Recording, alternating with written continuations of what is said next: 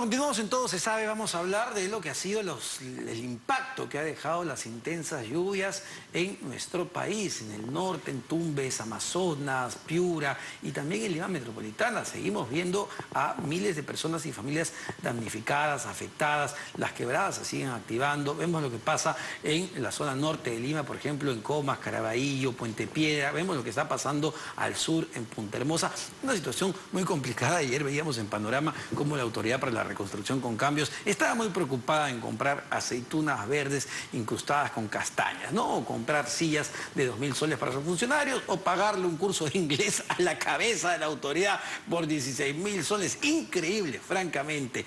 Estamos con Giselle Romero, docente de la Pontificia Universidad Católica del Perú, del Departamento de Gestión. ¿Cómo está? Muy buenas noches ante todo. Muy buenas noches, Omar. Claro, más allá de la anécdota que genera indignación y cólera por lo que uno está viendo en familias que han perdido todo, su vivienda, y una autoridad que era la llamada a reconstruir el país con cambio, es decir, con prevención, para que una lluvia no nos pegue como nos está pegando, estaba en aceitunas y en cosas banales.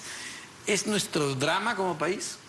Mira, justamente hace poco escribí un documento, un artículo en la universidad y este documento decía, no basta un fenómeno natural para que ocurra un desastre, ¿no? Para que ocurra un desastre lo que tú requieres son condiciones de vulnerabilidad, ¿no?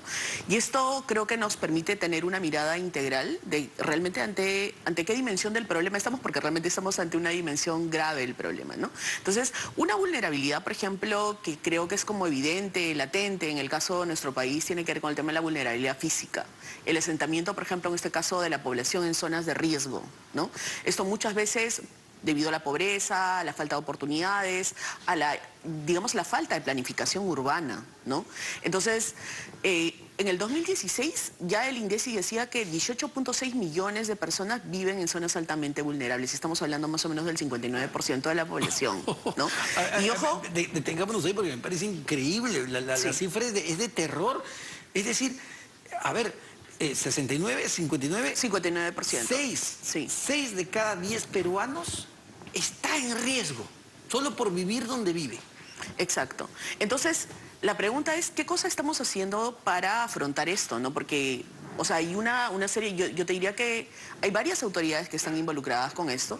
Claramente hay un rol que tiene que ver con los gobiernos locales, con los gobiernos regionales, también con el gobierno nacional, que, digamos, se supone que debería actuar articulado al Sistema Nacional de Gestión de Riesgo de Desastres, ¿no? Este sistema y la política nacional se aprobó en el 2011. En el 2011 fue reconocida como una de las reformas más ambiciosas en materia de gestión de riesgo de desastres, pero muchas de las cosas, digamos, se quedan a nivel, digamos, en un nivel muy alto, a nivel de una política de pronto aprobada, que puede ser muy reconocida, pero que la idea es que realmente baje, ¿no es cierto?, en el proceso de implementación y que sea finalmente operada, implementada en este caso por cada nivel de gobierno. Pero ¿no? ¿dónde está la falla? ¿Por qué estos grandes lineamientos de prevención que se hacen en el papel, se diseñan, se dicen, tenemos que encauzar por aquí las políticas públicas para evitar mayores desastres? ¿Por qué no se terminan materializando realmente en una política justamente para prevenir desastres en municipalidades, en gobiernos regionales, incluso en los propios ministerios?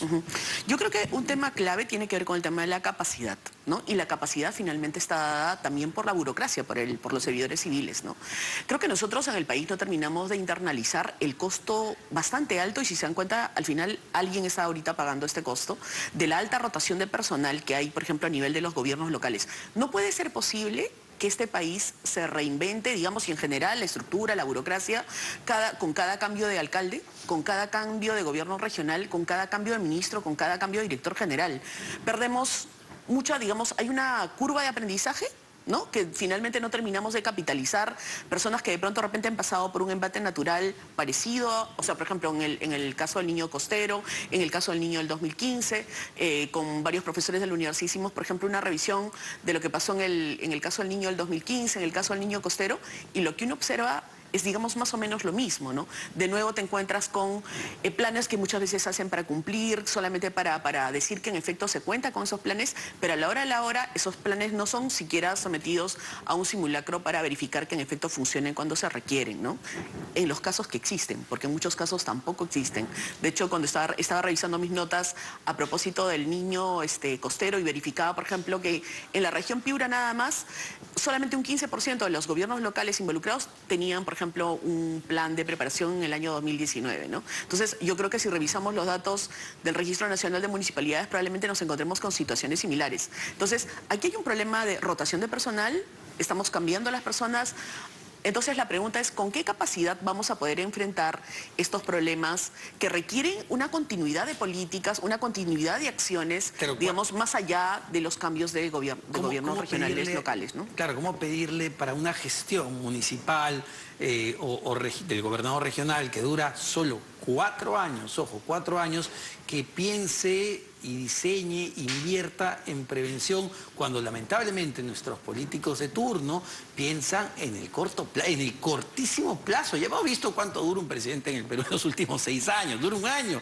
Entonces, ese es el drama de por qué no se invierte en prevención con un enfoque más de mediano y largo plazo. Sí, y mira, yo te estoy hablando en este caso de la dimensión de vulnerabilidad física, pero también hay, por ejemplo, un aspecto que tiene que ver con el tema de la vulnerabilidad técnica. Ajá. Se supone que el tema de la gestión de riesgo de desastres debería ser un elemento que se debería incorporar dentro de los proyectos de inversión, para empezar. Ajá. Entonces, por ejemplo, la pregunta es qué cosa, por ejemplo, para nosotros revelaría una revisión del Banco de Inversiones y de los proyectos de infraestructura que son aprobados, ¿no? La pregunta es cuánto dinero, por ejemplo, destinamos al mantenimiento. Y aquí yo creo que también, digamos, si se trata de buscar actores, no solamente se trata de las autoridades, de los funcionarios, también de la población. Muchas veces hay un énfasis en la dinámica política de aplaudir inauguraciones, ¿no? En esta lógica, y terminamos cayendo en una suerte de lógica perversa de reconstrucción, construcción y aplausos por correspondiente, ¿no? Y en realidad, por ejemplo, la plata que se destina a mantenimiento, que probablemente a veces no se termina de ver, no termina de entrar, digamos, dentro de esa lógica, y no hay una priorización por parte de la población, ¿no? Bueno, me lo decía el otro día la jefa de la Autoridad para la Reconstrucción, Amalia Moreno, que ella recibía no solo presiones de arriba para, digamos, empujar ciertas obras, sino también de parte de la población, que la población quería, no tanto que inviertas en prevención, sino que les construyas o les reparen determinada vía, determinado colegio, determinado hospital. Y claro, a veces te preocupas más en lo urgente, ¿no? Y de hecho, por eso, otra dimensión de la vulnerabilidad tiene que ver con el tema de la vulnerabilidad educativa, que tanto realmente incorporamos nosotros como población, este enfoque de prevención, este enfoque de internalización, digamos, una cultura, digamos, de prevención frente al riesgo, ¿no? Y yo creo que tiene mucha relación con lo que tú estás comentando. De hecho, por ejemplo, si revisamos el tema de la Autoridad para la Reconstrucción con Cambios, o sea, digamos, observamos este mismo drama, digamos, que sucedió con los gobiernos locales, sucedió de alguna manera también con la autoridad, ¿no? De hecho, Amalia probablemente le ha tocado abordar como algunos de los últimos años del proceso, pero tuvimos antes diferentes jefes, diferentes cambios, y cada cambio de jefe estuvo relacionado a un cambio de enfoque en términos de cómo se iba a abordar, en este caso, el proceso de reconstrucción con cambios, ¿no? Al final no nos hemos quedado ni con cambios, y tampoco nos hemos quedado con reconstrucción. Yo te pregunto como experta en el sector, ¿no? Uno lo ve como un ciudadano y te dicen, oye, mira, esto va a costar más de 20.000 millones de soles, 25.000, 26.000 millones de soles. Reconstrucción con cambios. Vienen las lluvias, 2023, todo se vuelve a inundar, y en las mismas zonas donde se inundaron en el 2017. Yo creo que la gente en Piura, en Tumbes, se ha de sentir estafada. Sí, y aquí yo creo que también es importante revisar, por ejemplo, las reglas vinculadas a los sistemas administrativos, que muchas veces, por su naturaleza de pronto técnica, no terminan, digamos, de conocerse por parte de los funcionarios, por parte de la población, por parte de los medios de comunicación también, ¿no? Entonces, habría que analizar, por ejemplo, si muchas de las reglas, en términos de especificaciones que tenemos, por ejemplo, en el sistema de inversión pública, o incluso en las normas de compras o en las normas de presupuesto, por las rigideces que estas justamente incorporan, promueven o no promueven realmente una capacidad de resiliencia que deberíamos tener en este caso como país, considerando que somos el tercer país, digamos, más vulnerable al cambio climático, ¿no? Entonces, y esto te lo comento porque, por ejemplo, en algún momento recuerdo cuando estábamos levantando información a propósito de un estudio para lo del tema del niño costero, algún funcionario, en este caso desde la mirada de los gobiernos locales, lo que nos decían era, es más fácil a veces reconstruir la obra, o sea, es más fácil que me aprueben en este caso el expediente técnico sin cambios que con cambios, ¿no? Entonces... Claro. Y ojo que esto no solamente sucede, digamos, a nivel de lo que son las obras de infraestructura, sino que, por ejemplo, existen experiencias de otros países que te dicen que, por ejemplo, si es que eres un país con tanta vulnerabilidad como el Perú, por ejemplo, deberías poder tener normas de contrataciones que te permitan contratar con antelación ante el supuesto de una emergencia. Países como Japón, por ejemplo, tienen ese tipo de normas. Entonces, sucede la emergencia, no es que en ese momento vas a ponerte a licitar o vas a ponerte a concursar una adquisición, en este caso, la construcción de una obra. Entonces, la pregunta es, ¿por qué no nos ponemos las pilas realmente para abordar esta problemática y mirar cuáles son realmente las rigideces que hay dentro de los sistemas administrativos que impiden tener más resiliencia frente a estos fenómenos? Sin ¿no? embargo, perdona que sea pesimista, pero Giselle, ¿tenemos tiempo? En el sentido, conversaba la semana pasada con Patricio Valderrama, jefe del Senami, y decía que lo que hemos vivido, lo que estamos viviendo, es un niño costero leve y que la información científica advierte que podría producirse en los próximos 6 meses, a lo mucho, un año como máximo, un niño global, con un impacto tremendo para lo que significaría para nuestro país. Y la pregunta es, ¿estamos preparados para lo que puede significar eso? Bueno, acciones rápidas requieren liderazgos claros, ¿no? Una capacidad de organización. Yo creo que en determinado momento, por ejemplo, cuando se advirtió en este caso, el fenómeno del niño del 2015, por ejemplo, se constituyó inmediatamente una comisión. En esa época, recuerdo que la lideró el ministro de Agricultura.